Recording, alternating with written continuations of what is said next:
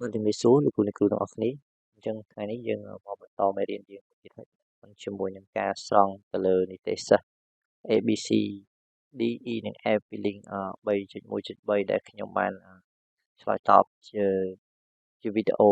មេរៀនមុនរួចហើយពាក់ព័ន្ធជាមួយនឹងវីដេអូនេះបាទអញ្ចឹងនេះគឺជាមេរៀនមុនដែលខ្ញុំបានធ្វើគឺពាក់ព័ន្ធជាមួយដំបូងគឺយើងដាក់ទៅលើ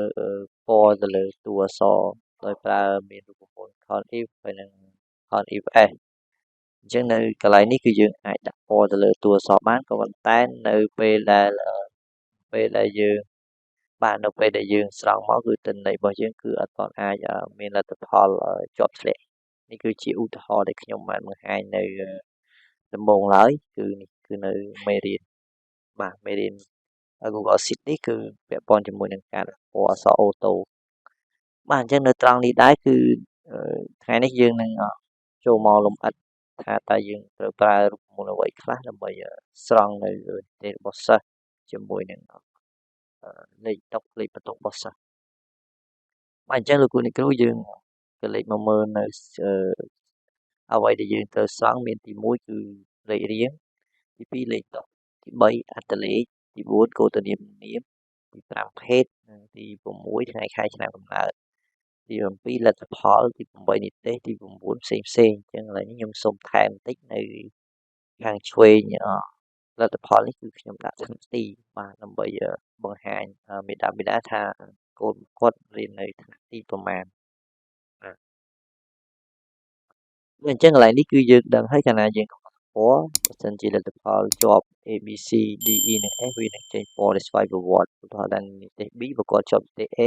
គឺដូរពណ៌ដែលស្វ័យប្រវត្តិតែម្ដងអញ្ចឹងលោកគ្រូក៏លេខមកមើលអ្វីដែលយើងត្រូវស្រង់ចំពោះព័ត៌មានសិស្សទាំងអស់យើងត្រូវស្រង់ពីលទ្ធផលរបស់គាត់all result of year ពីថ្នាក់ទី1ដល់ទី6អញ្ចឹងនៅត្រង់នេះដែរគឺទី1យើងត្រូវស្រង់ជាមួយនឹងមានន័យថាយើងចាប់ទៅលើបន្ទប់នេះគឺជាបន្ទប់របស់គាត់គឺយើងចាប់ទៅលើលេខរៀងរបស់បន្ទប់អញ្ចឹងយើងក៏លេខមកមើលនៅខាងនេះមកគឺដើម្បីចាប់នៅលេខបន្ទប់បានគឺអាចលេខមកមើលខាងនេះដែរនេះគឺជាប្រព័ន្ធជាមួយនឹងលេខបន្ទប់ដែលយើងត្រូវចាប់ព័ន្ធជាមួយនឹងនៅក្នុងបញ្ជីឈ្មោះសិស្សប្រឡងអញ្ចឹងកន្លែងនេះយើងត្រូវប្រើជាមួយប្រព័ន្ធជាមួយនឹង data validation អញ្ចឹងកន្លែងនេះគឺខ្ញុំបានបង្ហាញនៅវីដេអូចាស់ហើយខ្ញុំនឹងបង្ហាញថ្មីម្ដងទៀតពាក់ព័ន្ធជាមួយនឹងត្រង់ចំណុចនេះដែរអញ្ចឹងកន្លែងនេះបើលេខបន្ទុកលោកគ្រូមានជម្រើស2យើងអាចថយមកយើងអាចយកពាក្យថា data ហើយយើងយកពាក្យថា data validation ហើយយើងយក add row មកអូខេកន្លែងនេះយើងយក drop down for rank ហើយកន្លែងនេះយើង select rank វាយើងចុចលើនឹងមកយើងទៅ select rank ដែលយើងត្រូវប្រមូលស្រង់នៅ data ទិន្នន័យអញ្ចឹង rank គឺខ្ញុំយកទាំងអស់ចាប់ពីជួរ E គឺ HE ជួរ HE មកទាំងអស់ហើយខ្ញុំចុច OK មកនេះគឺវា load បន្ទុកមានប្រមាណវានឹង load ប៉ុណ្ណឹងបន្ទុកយើងមានចំនួន6ចុចពាក្យ done មកអាចខ្វែងបានហើយយើងមកមើលគឺជាលទ្ធផលដែលយើងស្រង់បានលេខ2លេខ1អញ្ចឹងទៅមានហោហែអញ្ចឹងទៅអូខេអញ្ចឹងត្រង់ហ្នឹងគឺអ្វីដែលយើងត្រូវតែស្រង់យកមកបង្ហាញជូននៅក្នុងតារាងដែលយើងដាក់ថាលទ្ធផលប្រឡងតាមខែលេខអញ្ចឹងដើម្បីស្រង់លេខទុកបានឥឡូវខ្ញុំសូមលុបទាំងអស់តែម្ដងសូមលុបចាប់ពីលេខរៀងរហូតដល់លេខខាងក្រោមនេះតែម្ដងសូមលុបលោកគ្រូត្រូវស្រង់លេខតុកអញ្ចឹងក៏លេខមកមើលនៅលេខresult របស់យើងតើលេខតុកលោកគ្រូចង់ដាក់ជួរណាសិនជាលោកគ្រូចង់យកជួរ B4 ចុះមកក្រោមក៏បានឬក៏ចង់យកជួរ A1 ចុះមកក្រោមក៏បានទៅតាមលេខរៀងរបស់ឈ្មោះសិស្សនៅក្នុងបញ្ជី 3.0.3 អញ្ចឹងនេះបើសិនជាលោកគ្រូចង់បានសិស្សដែលមានលេខនៅជួរ A4 នេះគឺលើកស្រង់ពី A4 នេះចុះក្រោមលោកគ្រូអាចប្រើនៅរូបមន្ត filter បានលោកគ្រូណាត្រង់ហ្នឹងអញ្ចឹងលោកគ្រូវាសញ្ញាស្មើមកមួយមក ហើយគឺវាយពាក្យថា filter បាទហើយគឺបើកវងកញ្ចក់មួយវាដាក់សញ្ញា array មួយតែយើងចង់ស្រង់ទិន្នន័យមួយណាអញ្ចឹងយើងចង់ស្រង់តែពីជួរ A4 នេះចុះក្រោមទេពេលយើងចុចចឹងហើយគឺត្រូវលុបវាទៅលុប6ចេញទៅវានឹងបញ្ជាក់ថាជួរ A4 ចុះក្រោមមកជួរ A យើងបិទសញ្ញា array វិញគឺវាយសញ្ញាក្បៀសមួយហើយយើងចង់ចាប់ទិន្នន័យជាមួយនឹងមានន័យថាលក្ខខណ្ឌមួយណាលក្ខខណ្ឌរបស់យើងចង់ចាប់ទិន្នន័យសាររៀនជាក់ស្ដែងជាមួយនឹងបន្ទប់លេខបន្ទប់អញ្ចឹងសាររៀនជាក់ស្ដែងជាមួយនឹងលេខបន្ទប់នេះគឺយើងក៏លេខមកមើលនៅជួរសាររៀនជាក់ស្ដែងតែនៅជួរទីប្រមាណនៅក្នុងsheet or result of year យើងបាទអញ្ចឹងនៅជួរ G4 ដល់ជួរ G ហ្នឹងគឺវាយសញ្ញាហ្នឹងមួយមកចុច shift ហើយលេខ7នឹងបន្ទប់លេខម៉ានគឺបាទគឺបន្ទប់នៅជួរ A E ចុះមកក្រោមបាទអូខេហើយយើងដាក់សញ្ញាស្មើមកអញ្ចឹងឥឡូវយើងលក្ខខណ្ឌរបស់យើងមិញហ្នឹងគឺយើងយកពីជួរ G នេះគឺសាររៀនជាក់ស្ដែងជាមួយនឹងលេខបន្ទប់ឥឡូវតើសាររៀនជាក់ស្ដែងរបស់យើងបានកំណត់នៅត្រង់ណាអញ្ចឹងយើងកំណត់នៅ setting កាលលើកមុនយើងបានកំណត់នៅ setting រួចហើយហើយនេះខ្ញុំសុំបាទចូល setting មកគឺអាចចូល setting បានបាទនេះគឺជាសាររៀនជាក់ស្ដែងរបស់យើងហ្នឹងគឺអាចវាយសញ្ញាហ្នឹងមកចូលសញ្ញាហ្នឹងហើយនេះសាររៀនជាក់ស្ដែងហ្នឹងទីនៅក្នុងលទ្ធផលបន្ទប់ប្រឡងរបស់យើងគឺនៅជួរ B បាទជួរ B8 ហើយ A4 សំទោស A4 ហើយយើងបិទវងកញ្ចក់មករួចយើងចុច enter នេះគឺឃើញបាទអញ្ចឹងនេះគឺជានៅបន្ទប់លេខ1គឺយើងស្រង់បានចំនួន21ពីលេខតុទី1ដល់21ចុះបើនៅបន្ទប់លេខ2មានដែរអត់បាទយើងបានលេខតុ22ដល់36លេខ3មានហោហាយទៅមានបាទលេខ37ដល់511នេះគឺយើងចាប់ទៅលើលេខរៀងសិស្សបាទត្រឡប់មកលេខ1យើងវិញអូខេអញ្ចឹងបន្តទៀតយើងក៏លេខមកមើលអត្ថលេខដែលយើងត្រូវចាប់ព្រោះយើងមិនខុសពីមុនដែរគ្រូណាគឺយើង copy ទៅដែរយើង copy ចុច Ctrl A ហើយយក Ctrl C មួយមកគឺអាចចុច enter ហើយយើងយកមកដាក់ខាងនេះគឺអត្ថលេខគឺនេះគឺលេខមកមើលជួរអត្ថលេខដែលយើងត្រូវស្រង់តើមួយណាបាទគឺនៅ B4 អញ្ចឹងឡើយនេះគឺដូរតិចមកបាទហើយអត្ថលេខនេះយើងចុច Ctrl V វាមកក៏ប៉ុន្តែ A នេះយើងដូរទៅជួរ B យើងអក្សរ B មកណាបាទ B4B បាទហើយយើងចុច enter មកអត់អត្ថលេខទេនេះឃើញអូខេកូដនាមនឹងនាមនៅជួរណា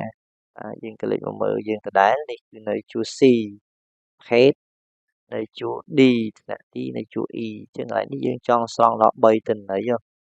បាទកូដនាម page បាទ page ត្រឹម page អញ្ចឹង2ទេទោះថា2អញ្ចឹង2នេះគ្រូយកពីណា C មកដល់ D បាទ C4 មកដល់ D អញ្ចឹងទៅអញ្ចឹងឡើយនេះយើងផាសវាចូលដដែលគ្រូណា Ctrl V ដដែលក៏ប៉ុន្តែយើងយកឥឡូវនេះគឺអក្សរ C C4 មកដល់ D បាទហើយ enter មកបើវាមកតែគោលនាមជាមួយនឹង page ទេបាទនេះតនេះបាទជាក់ជូនរបស់យើងកន្លែងនឹងដែរមួយទៀតចំពោះព័ត៌មានថ្ងៃខែឆ្នាំកំណើតតើកន្លែងហ្នឹងតើយើងគួរដាក់លុយផ្លេចចំពោះថ្ងៃខែឆ្នាំកំណើតគុណអញ្ចឹងចំពោះថ្ងៃខែឆ្នាំកំណើតនៅត្រង់នេះគឺបាទយើងត្រឡប់មកកន្លែងOrisa ដែលយើងដដែលបាទយើងស្រង់ថ្ងៃខែឆ្នាំកំណើតបាទស្រង់ចំណុចពី A ដល់ AI នេះគឺជាការស្រង់ទិន្នន័យនៅក្នុងបាទបញ្ជីឈ្មោះសិស្សប្រឡងអញ្ចឹងខ្ញុំដាក់កុំឲ្យច្រឡំដាក់ស្រង់នេះគឺខ្ញុំសូមដាក់ថាបញ្ជីឈ្មោះសិស្សប្រឡងបាទសិស្សប្រឡងបាទអញ្ចឹងចំពោះត្រង់ពីកន្លងនេះគឺខ្ញុំអត់យកបញ្ជីឈ្មោះសិស្សប្រឡងទេគឺខ្ញុំសូមយកលទ្ធផលប្រឡងបាទនេះគឺជាលទ្ធផលប្រឡងតាមខែខ្ញុំសូមថាលទ្ធផលប្រឡងបាទអញ្ចឹងឥឡូវយើងស្រង់ជាមួយនឹងឈ្មោះសិស្សដែលគាត់ត្រូវដាក់ជាមួយនឹងលទ្ធផលប្រឡងយើងស្រង់សិស្សដូចម្ដេច បាទត្រង់នេះគឺយើងពាក់ព័ន្ធជាមួយនឹងការប្រើជាមួយនឹងរូបមន្ត filter នេះណាបាទអញ្ចឹងកន្លែងនេះគឺយើងប្រើជាមួយនឹងរូបមន្ត filter ហើយកន្លែងនេះគឺយើងត្រូវប្រើជាមួយនឹងរូបមន្តarray formula ជាមួយនឹង VLOOKUP ដែលខ្ញុំបានបង្ហាញជូនលោកគ្រូម្ដងរួចហើយនៅក្នុងមេរៀនមុនអញ្ចឹងកន្លែងនេះគឺខ្ញុំ filter យកតែម្ដងបាទខ្ញុំសូម copy បាទ copy រូបមន្តនេះចូល Ctrl C មកខ្ញុំ copy ដាក់ខាងនេះបាទ Ctrl V ក៏ប៉ុន្តែខាងនេះគឺខ្ញុំសូមបង្ហាញលោកគ្រូដែរ setting ខ្ញុំដាក់ដដែលក៏ប៉ុន្តែត្រង់ចំណុចនេះគឺខ្ញុំអត់យកពីបញ្ជីឈ្មោះសិស្សប្រឡងទេកន្លែងនេះគឺខ្ញុំយកបលេខបន្ទប់ពីលទ្ធផលប្រឡងរបស់សិស្សបាទនៅត្រង់នេះបាទខុសតែឈ្មោះគ្នាបន្តិចទេមិនវងកញ្ចក់មកខ្ញុំជិះបាទលោកគ្រូឃើញសិស្សពីរហ្នឹងគឺខុសគ្នាគ្រូណាសិស្សនេះគឺឈ្មោះ D ច័ន្ទដេតក៏ប៉ុន្តែនេះគឺគីមលីសាទេគឺគាត់នៅបន្ទប់លេខ1នៅក្នុងលទ្ធផលប្រឡងបាទខ្ញុំដូរលេខ2បាទម៉ៅចម្រុងអញ្ចឹងខាងនេះគឺវានឹងបង្ហាញឈ្មោះសិស្សម៉ៅចម្រុងជូនតែម្ដងដូចគ្នានៅត្រង់នេះគឺលោកគ្រូមកមើលនៅពី lookup អញ្ចឹងឡើយនេះខ្ញុំសូម copy ទៅដែរខ្ញុំ select ទាំងអស់ខ្ញុំចុច Ctrl C ខ្ញុំ enter វិញមកឥឡូវនេះខ្ញុំសូមផាសវាចូលចុច Ctrl V ក៏ប៉ុន្តែជួរ A នេះគឺខ្ញុំយកទៅដែរបាទជួរ A នេះតើខ្ញុំដូរខ្ញុំអត់ចង់បាននៅជួរ A នេះទៀតទេដោយសារជួរ A នេះគឺជាលទ្ធផលរបស់បញ្ជីឈ្មោះសិស្សប្រឡងខ្ញុំចង់បានជួរ AJ បាទដូរឡើយហ្នឹង AJ បាទ AJ បាទ AJ អូខេជួរនេះដូចគ្នា AH នេះគឺខ្ញុំដាក់ AJ អានេះគឺ AJ ដូចគ្នាគ្រូណាបាទនេះយកទិន្នន័យខ្ញុំចង់បាននេះគឺខ្ញុំចង់បានពីនៅក្នុង HF4 HG ដដែលហើយនៅក្នុងតម្លៃនៅក្នុងជួរទី2នេះបាទនេះគឺទិន្នន័យប៉ុណ្ណឹងដែរចុច enter មកបាទវានឹងដូរថ្ងៃខែឆ្នាំកំណើតបាទគ្រូឃើញទេអញ្ចឹងកន្លែងនេះគឺអ្វីខ្ញុំស្វង់ចូលគឺថ្ងៃខែឆ្នាំកំណើតរបស់សិស្សខ្ញុំយកទៅដាក់ក្នុងលទ្ធផលប្រឡងតាមខែបាទអញ្ចឹងកន្លែងនេះយើងសញ្ញាarray វិញមកសញ្ញា smart សញ្ញា array ខ្ញុំមកស្រង់ថ្ងៃខែឆ្នាំកំណើតខ្ញុំយកទាំងអស់បាទខ្ញុំយកទាំងអស់ខ្ញុំចុចបិទ array វិញខ្ញុំ enter លទ្ធផលសិស្សនឹងមកតែម្ដងចំពោះថ្នាក់ទីក៏អត់ខុសដែរគ្រូថ្នាក់ទីគឺมันពិបាកទេចំពោះថ្នាក់ទីគឺយើងត្រូវប្រើរូបមន្ត filter យើងទៅដែរ filter នេះទៅដែរជួរថ្នាក់ទីប្រមាណគ្រូណាបាទនេះគឺជួរថ្នាក់ទីនៅជួរ E ជួរ E4 តែនេះយើង copy ទៅដែរមកគ្រូណា copy មកជួរ B នេះ Ctrl A Ctrl C មកងាយទេគ្រូណា Ctrl V បាទអញ្ចឹងហើយនេះគឺនៅ E បាទយើងដូរសមមក E4 E បាទអញ្ចឹងក្នុង Google Sheet គឺងាយស្រួលមែនតើសម្រាប់ហើយយើងប្រើប្រាស់ enter មកយើងឃើញសាទី1A ទាំងអស់បាទបន្ទប់លេខ6មានទី 6B ទៀតសារតែខ្សែទៅបាទនៅបន្ទប់លេខ5មានទីម៉ាតមានចម្រុះអញ្ចឹងនេះគាត់និយាយឧទាហរណ៍ជូនគ្រូទេបាទអូខេឥឡូវនេះវានៅកណ្ដាលខ្ញុំសូមដាក់វាចំកណ្ដាលនេះសិនបាទអូខេអញ្ចឹងយើងនិយាយពីបន្ទប់លេខ1យើងសិនបាទទី1ចម្រុះ 1A ចឹងដែរបាទនេះពាក់ព័ន្ធជាមួយលេខបន្ទប់ណាគ្រូណាឬក៏មួយទៀតពាក់ព័ន្ធជាមួយនឹងលទ្ធផលជាមួយនឹងនិទេសខ្ញុំបញ្ជាក់ដែរតែនឹងយើងនិយាយពីនិទេសរបស់យើងផ្ដោតទៅលើបើសិនជានិទេស B អញ្ចឹងវាដូរពណ៌អញ្ចឹងមានន័យថាតតែនិទេសយើងកំណត់ទៅលើ A B C D E F ទៅកន្លងយើងចេញពណ៌បាទហើយមុននឹងកលិបមើលនិទេសយើងមើលលេខរៀងដែរលេខរៀងចឹងឡើយនេះគឺខ្ញុំដើម្បីបានលេខរៀងអូតូស្វ័យប្រវត្តិគឺវាយសញ្ញាស្មើមកវាយពាក្យថា sequence នេះរួមមុន sequence នេះខាងក្រោមនេះបាទចុចលើវាមកបើកវងចប់មកគឺវាយពាក្យថា count A យើងរាប់វាទាំងបាទ count A ណាយើងរាប់ជួរ page បាទដោយសារតែយើងបើបូក page បញ្ចូលគ្នាទើបយើងបានចំនួនសិស្សហើយយើងបិទវងកញ្ចក់មកយើង enter នេះយើងបានទិន្នន័យមាន21មក21មាន30វាមក30ត្រង់រូបមន្ត sequence ហ្នឹងអូខេ នេះចំពោះលទ្ធផលជាប់ធ្លាក់ជាមួយនឹងនិទេសយើងស្រង់មករួមគ្នាទូណាស្រង់មករួមគ្នាអញ្ចឹងត្រង់នេះគឺយើងបានហើយជាមួយនឹងទីឈ្មោះសិស្សពាក់ព័ន្ធជាមួយនឹងសិស្សប្រឡងហើយនឹងសិស្សលទ្ធផលរបស់សិស្សក៏ប៉ុន្តែខ្ញុំបានអានហាយត្រង់ពីនេះគឺពាក់ព័ន្ធជាមួយនឹង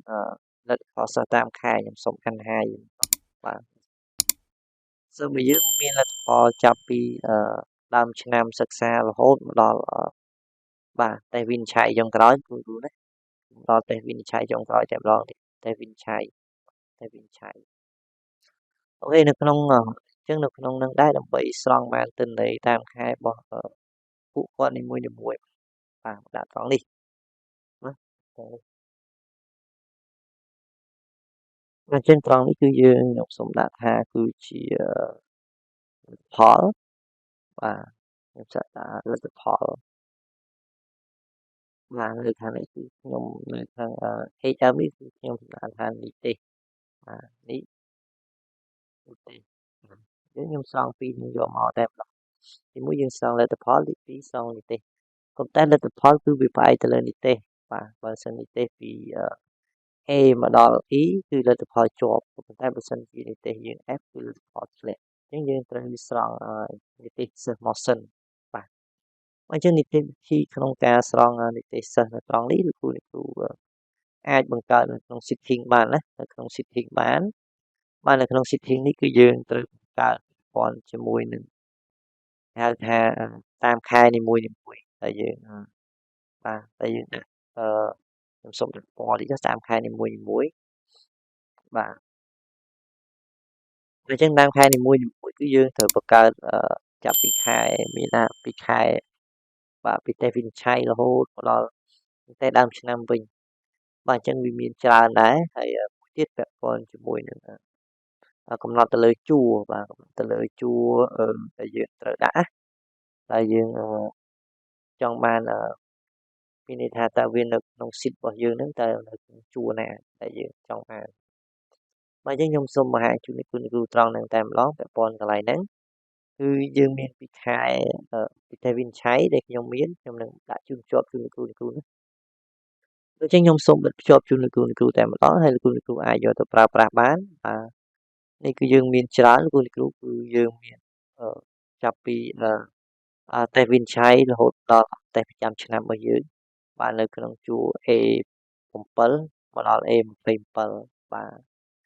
អូខេចំពោះតទៀតយើងមានខ្ញុំសូមបង្ហាញជូនលោកគ្រូដែរពាក់ព័ន្ធត្រង់ចំណុចហ្នឹងបាទត្រង់ចំណុចហ្នឹងគឺ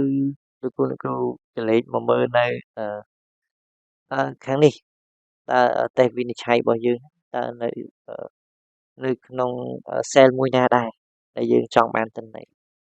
យើងតេស្តវិនិច្ឆ័យយើងក៏លេខមកមើលលទ្ធផលរបស់យើងមកតើយើងចង់បានទិន្នន័យសិស្សបាទនីតិរបស់សិស្សនៅជួរណាបាទនេះគឺនៅក្នុងតេស្តវិនិច្ឆ័យរបស់យើងតេស្តវិនិច្ឆ័យរបស់យើងគឺយើងចង់បានចាប់ទៅលើទិន្នន័យសិស្សនៅជួរណាគឺនៅបាទគឺនៅជួរនេះបាទគឺយកនីតិរួមគឺ AC បាទ AC4 AC នៅជួរ AC បាទជួរ AC អូខេអញ្ចឹងកន្លែងហ្នឹងយើងអាចទៅសេជាបានយើងទៅសេចូលមកយើងសេចូល setting យើងមកខាងនេះគឺខ្ញុំដាក់ថា HC បាទចុច2មក AC4 ទៅ AC4 HC អូខេយើងស្រង់ទៀតនៅដើមឆ្នាំនៅកន្លែងណាបាទដើមឆ្នាំយើងអូសមកទៀតគឺបាទនេះតែវិនិច្ឆ័យដើមឆ្នាំនៅត្រង់ណាបាទនេះត្រង់ណានេះដើមឆ្នាំយើងចង់បានគឺនៅនីតិរួមមែនទេគឺនៅ N N for N N for N នីតិរួមណាបាទនេះគឺនៅតែវិនិច្ឆ័យដើមឆ្នាំយ៉ាងไรនេះយើងស្រង់ចូលទៀតដើមឆ្នាំគឺខ្ញុំសូម copy យើងមិន copy បាទវាយចូលមក N for N គូតន់កន្លែងហ្នឹងបាទមួយខែមករានៅកន្លែងណាគឺយើងមកមើល result របស់យើងទៅដែរខែមករាយើងអូសមុខទៀតមកឃើញខែមករាបាទនេះខែមករាហើយយើងចង់បានគឺនៅក្នុងនិទេសរួមយើងស្រង់យើងអត់យកនិទេសឬក៏ចំណាត់ណាទេអញ្ចឹងនៅជួរ X4X បាទ H4H ចឹងឥឡូវនេះយើងវាយបញ្ចូលមក H4H បាទហើយកុម្ភៈបាទមានហោហាយហើយកុម្ភៈទៀតខ្ញុំសូមពន្លឿនជូនលោកគ្រូបន្តិចឲ្យដល់ចុងក្រោយតែម្ដងបាទខែកុម្ភៈនេះគឺនៅបាទនិទេសរួម AI បាទ AI for AI បាទ AI for AI វាយចូលមក AI for AI អូខេបាទអញ្ចឹងយើងតមកទៀតមកគឺមានហោហាយខ្ញុំពន្លឿនជូនលោកគ្រូបាទហើយនឹងចុងក្រោយយើងក៏លេខមកមើលប្រចាំឆ្នាំគឺនៅស៊ីតយើងដដែលគឺនេះគឺជាលទ្ធផលប្រចាំឆ្នាំដែលយើងចង់ស្រង់គឺនៅបាទនិទេសរួមគឺនៅ GR បាទឥឡូវនេះយើងដាក់មក GR បាទ GR បាទនេះគឺជាទិន្នន័យដែលយើងស្រង់មកចង់ស្រង់មកលោកគ្រូណាគឺយើងចង់ស្រង់មកគឺពីទិន្នន័យនៅជួរអស់ទាំងនេះនៅតាមនៅក្នុងស៊ីតរបស់យើងហើយក៏ប៉ុន្តែយើងបញ្ជាក់ដែរថាយើងអាចមានន័យថាយើងស្រង់នៅចំនួនសិស្សសរុបតាមរយៈអ្នករូបមន្តដើមឆ្នាំរបស់យើងគឺចំនួនសិស្សសរុបនេះបាទយើងស្រង់មកបង្ហាញប្រាប់បង្ហាញប្រាប់រូបមន្តបាទខ្ញុំ copy យកមកនេះគឺជាចំនួនសិស្សសរុបបាទចំនួនសិស្សសរុបខ្ញុំសូម Ctrl V ជួ D ក៏ប៉ុន្តែអានេះគឺខ្ញុំយកពីខាងនេះមកវិញលោកគ្រូគឺខ្ញុំសូមយកពីបាទវិសារបស់យើង D នៅជួរ D for D4D បាទខ្ញុំសូម copy ខាងនេះដែរ Ctrl C បាទមុខសិស្សប្រុសនិងសិស្សស្រីបាទ Enter គឺសិស្សយើងសរុបចំនួន511នាក់គ្រូ511នាក់បាទអញ្ចឹងសិស្ស511នាក់គឺយើងអាចបន្ថែមសិស្សហ្នឹងបូកចំនួនបន្ថែមសិស្សហ្នឹងជាមួយនឹងជួរដែលយើងចង់ដូចគ្នាដែរខ្ញុំឧទាហរណ៍ថាឥឡូវយើងចាប់ទិន្នន័យពី HC4 HC អញ្ចឹងយើងចង់បានទិន្នន័យពីជួរ HC4 នេះបាទគឺជួរ HC បាទជួរនេះឧទាហរណ៍ជួរទី4នេះចុងមកក្រោមរហូតដល់សិស្សចុងក្រោយអញ្ចឹងសិស្សចុងក្រោយរបស់យើងគឺมันអាចលើក511នាក់ទេយើងមានន័យថាយើងយកចំនួនសិស្ស511នាក់បូកបន្ថែមជួរដែលនៅសល់នេះចំនួន4ជួរនេះទៅយើងឃើញលេខរៀងបាទយើងឃើញលេខរៀងគឺនៅ514បាទយើងបូកថែម3ទៅយើងឃើញ514នៅជួរទី514ចឹងឥឡូវនេះយើងបូកថែមវាបូក4ក៏បានគុណគ្រូចង់បូកឲ្យសល់ក៏ច្រើនក៏បានបូកខ្ញុំសុំបូកថែម10បន្ថែមទៅមកលើច្រើនពេកខ្ញុំសូមចាប់យកទិន្នន័យដល់ជួរទី521គឺនៅ sheet all result របស់យើងនេះដល់នេះបាទបើមិនចាប់យកទាំងអស់ចាប់យកតែត្រឹមហ្នឹងបានទេកុំឲ្យវាពិបាកអូខេអញ្ចឹងឥឡូវនេះខ្ញុំចាប់យកចំនួនរួចហើយចំនួនជួរដេករួចហើយគឺខ្ញុំត្រូវភ្ជាប់ចំនួនជួរដេកហ្នឹងជាមួយនឹងបាទជាមួយនឹងទិន្នន័យយើងចង់បានជួរទិន្នន័យដែលយើងចង់បានអញ្ចឹងថ្ងៃនេះលោកគ្រូវាយជួរវាយពាក្យ array formula វាយសញ្ញាស្មើ array formula បាទហើយយើងវាយពាក្យថា if មួយមកបើវងចប់បើសិនជាពេលនេះបន្តនេះបាទមកដល់ក្រោមផុតមកបាទស្មើទៅទេហើយវាចេញបាទទៅទេក្រៅពីហ្នឹងគួរឲ្យចេញអីក្រៅពីហ្នឹងគឺយើងឲ្យចេញអានឹងធម្មតាបាទចេញជួរនឹងធម្មតាពីC7 C27ហ្នឹងបាទភ្ជាប់វាមកហ្នឹងបាទនឹងអាណាដែលយើងចង់បាននេះគឺនេះដែលយើងចង់បានគឺ B6 ហើយយើងវងកញ្ចក់មកហើយយើងចុច Enter នេះគឺឃើញវា load មកបាទគឺវាចាប់គឺបើយើងមានថាជួរទី521គឺពី HC4 ដល់ HC 521គឺវាចាប់ទិន្នន័យដោយស្វ័យប្រវត្តិនៅតែម្ដងនេះជាជួរដែលយើងចង់បាននិយាយលក្ខខណ្ឌទៅបាទគឺជួរកដាលនេះជាពណ៌មួយដែលយើងជួរមួយដែលយើងត្រូវស្រង់យកទិន្នន័យពីជួរនឹងពីជួរទី4មកដល់ជួរទី521គ្រាន់តែខុសនៅជួយឈរឈ្មោះជួយឈរតែប៉ុណ្្នឹងអូខេបន្តមកទៀតយើងក៏លេខមកមើលលទ្ធផលតាមខែរបស់យើងកន្លែងនេះគឺលទ្ធផលប្រចាំខែណាយើងខលវាមក បាទឥឡូវនេះយើងត្រូវប្រើ data validation ដដែលបាទយើងយក add វាមកហើយយើងយកឥឡូវនេះយើងយក rank ហើយយើង select rank របស់វាទូណា rank របស់វាយើងយកពីណាបាទ rank របស់វាយើងយកពី setting នេះតាមខែនីមួយៗយើងអូសវាមកបាទហើយយើងចុច OK មកបាទយើងចុច done មកបាទរួចរាល់ទូណាជាងកន្លែងនេះគឺតាមខែរបស់វាគឺបាទយើងអាច select បានឧទាហរណ៍ថាខែណាខែឧសភាអញ្ចឹងទៅបាទវានឹង load បង្ហាញជូនដល់គុណគ្រូតែម្ដងឥឡូវនេះគឺយើងចង់បានក្នុងខែឧសភាបាទទេចាំខែឧសភាយើងចង់បានខែណាខែកក្កដាឬក៏ខែមីនាអញ្ចឹងទៅវានឹងបង្ហាញជូនដល់គុណគ្រូតែម្ដងអូខេយើងជំហានបន្តទៀតតើយើងត្រូវធ្វើដូចម្តេចដើម្បីបានទិន្នន័យនឹងយកមកបាទយើងមកមើលនៅក្នុងលទ្ធផលរបស់យើងដែលយើងចង់បាននេះណា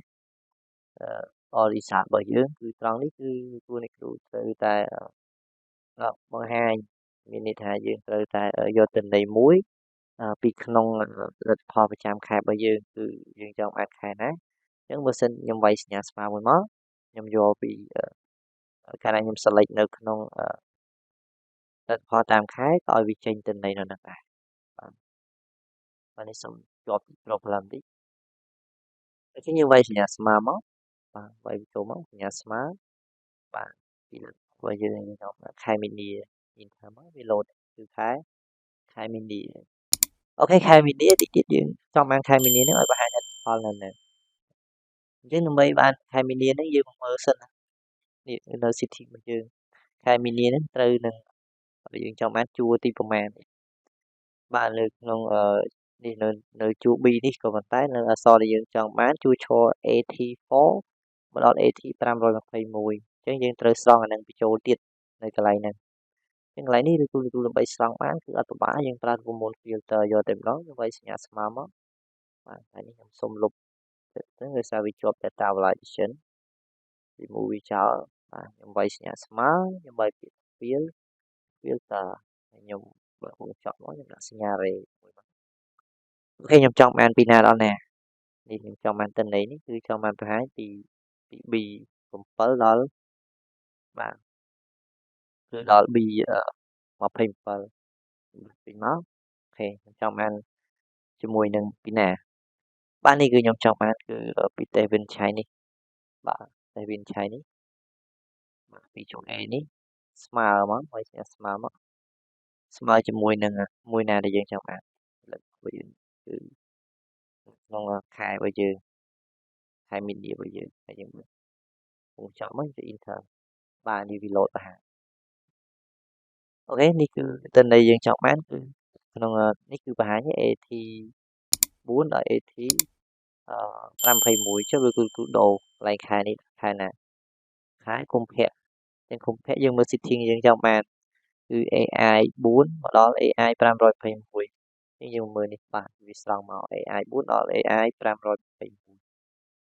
អូខេអញ្ចឹងយើងមកស្រង់និទេសតែម្ដងលោកគ្រូណាពាក់ព័ន្ធជាមួយការស្រង់និទេសនៅត្រង់នេះគឺយើងត្រូវប្រើរូបមន្ត indirect ដើម្បីធ្វើការស្រង់និទេសសិស្សយកមកបង្ហាញបាទស្រង់និទេសរបស់សិស្សរួមយកមកបង្ហាញតែម្ដងអញ្ចឹងខ្ញុំសូមឧទាហរណ៍ពីដើមតែម្ដងគឺយើងដូរកន្លែងគឺយើងចាប់ពីបាទសូមយកពីតេដើមឆ្នាំតែម្ដងយកមកបង្ហាញជូនគ្រូអ្នកគ្រូបាទលេខតេដើមឆ្នាំគឺចង់បានពី N4 ដល់ N521 បាទគឺនៅទីនេះយើងអូសមកឆ្វេងអស់មកយើងឃើញគឺនៅ N4 គឺនិទេសរួមបាទដល់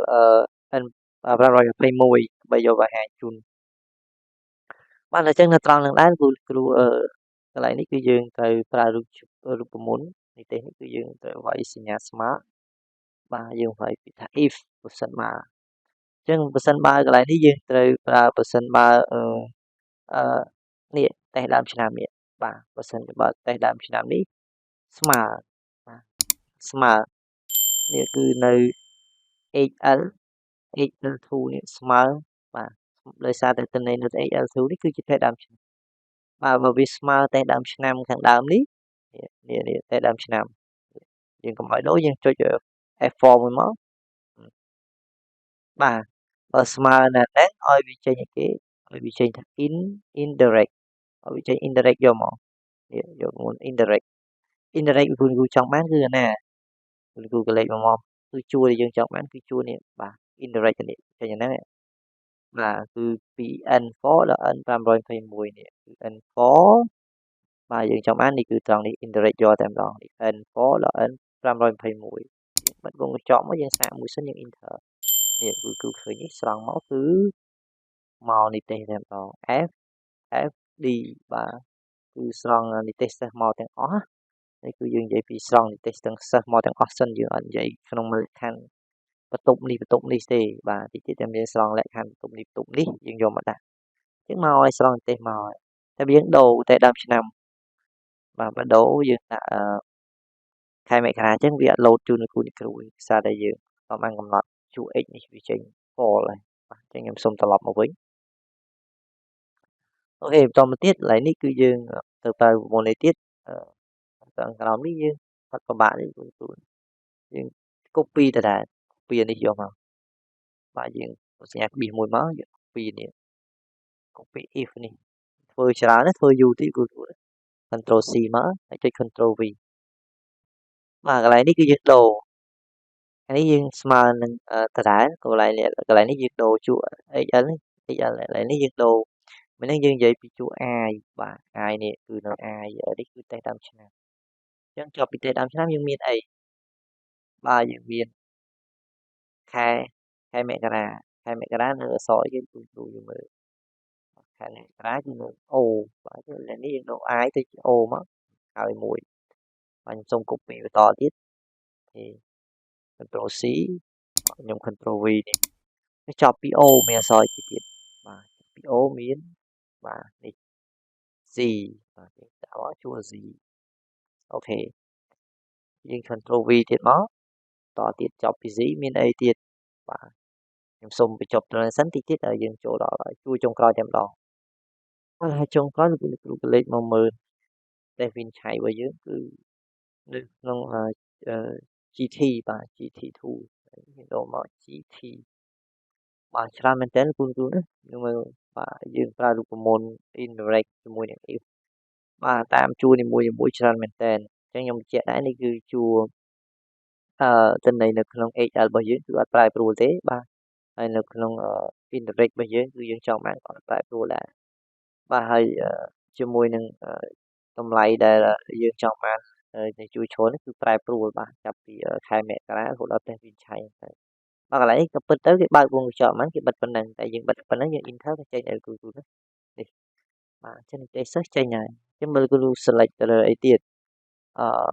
ខែកុម្ភៈបាទយើងក៏លេចមើលលទ្ធផលខែកុម្ភៈនេះគឺចេញដូចគ្នាណាបាទនេះគឺជាលទ្ធផលខែកុម្ភៈ FFAF FFAF បាទអញ្ចឹង4នេះយើងមើលយើងដូរទៅយើងឃើញថាវាដូរដោយស្វ័យប្រវត្តិដែរខែឧសភាយើងមើលទៅគឺ FDF បាទនេះគឺជាការស្រង់ទិន្នន័យចេញពីដំណុលនេះ3.1.3 បាទមួយទៀតយើងកំណត់ទៅលើលទ្ធផលជាប់ធ្លាក់ណាគ្រូណាបាទអញ្ចឹងលទ្ធផលជាប់ធ្លាក់កន្លែងនេះគឺយើងអត់ពិបាកទេយើងវាយសញ្ញាស្មើវាយពីថា array formula រូប array formula ទៅដែរបាទអញ្ចឹង array formula យើងយកមកសិតជាជួរនេះឈ្មោះនេះបាទឈ្មោះនេះជួរ C4C នេះស្មើទៅទេបាទឲ្យវាចេញទៅទេក្រៅពីហ្នឹងឲ្យចេញគេក្រៅពីហ្នឹងឲ្យចេញ if បាទសិនបាទអូខ្ញុំភ្លេច if អាខាងនេះហ្នឹងគ្រូ if បាទ if មកបើគង់ចប់មួយមកបាទចឹងមួយទៀតយើងប្រើរូបមន្ត if មួយទៀតមកបើសិនបើជួរនេះជួរ h hm នេះ hm បាទតែ hm4 បាទ hm4 បាទ hm4h hm បាទ hm4hm ស្មើគេ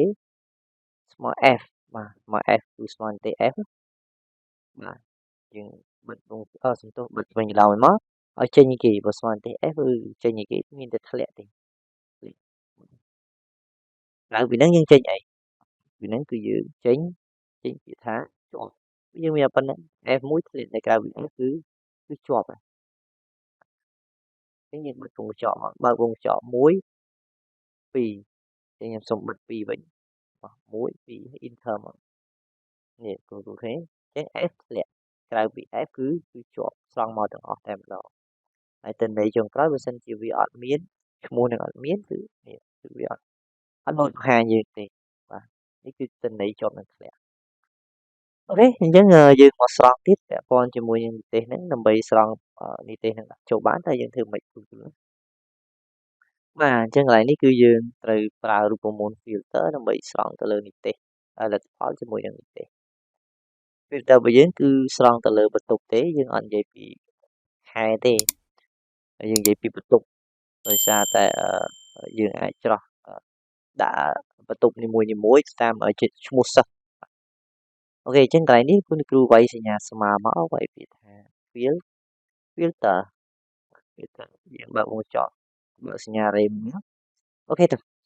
filter របស់យើងគឺយើងចង់បានគឺដើម្បីបង្ហាញផលគឺនេះគឺនៅពីជួរនេះពីលទ្ធផលរហូតដល់នីតិចុងមកក្រោមគឺនៅ HL